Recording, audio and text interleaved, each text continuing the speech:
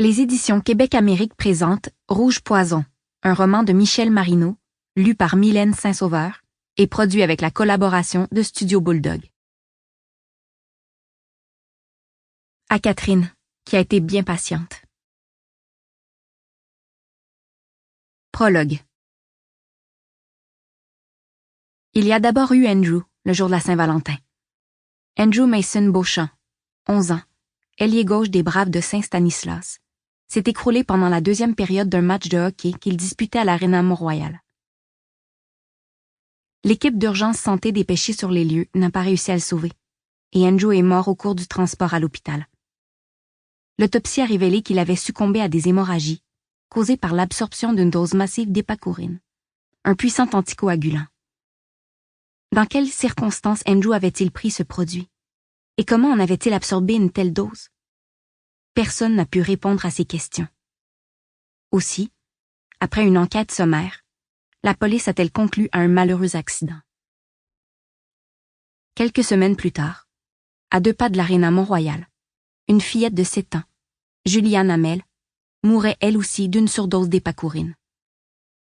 Aussitôt, tout le quartier a été saisi de panique. Personne ne croyait plus qu'il puisse s'agir d'accident. On a commencé à parler d'empoisonnement, d'assassinat, de meurtre en série. La nouvelle a fait la une d'un journal à sensation. Attention, poison. Après Andrew, c'est au tour de Juliane de mourir, empoisonnée par un anticoagulant qui a provoqué des hémorragies internes. C'est en jouant au parc des Compagnons de Saint-Laurent, communément appelé le parc des Indiens, en face de chez elle, que la fillette a manifesté les premiers signes de malaise. On se rappellera que c'est dans ce parc que se trouve l'Arena Mont-Royal, où il y a 1 mois, le jeune Andrew Mason Beauchamp est mort dans des circonstances similaires. On sait que des anticoagulants entrent notamment dans la composition de la mort au rat. Des questions se posent donc. Un fou meurtrier a-t-il décidé d'éliminer les enfants de ce quartier, comme s'il s'agissait de vulgaires rats?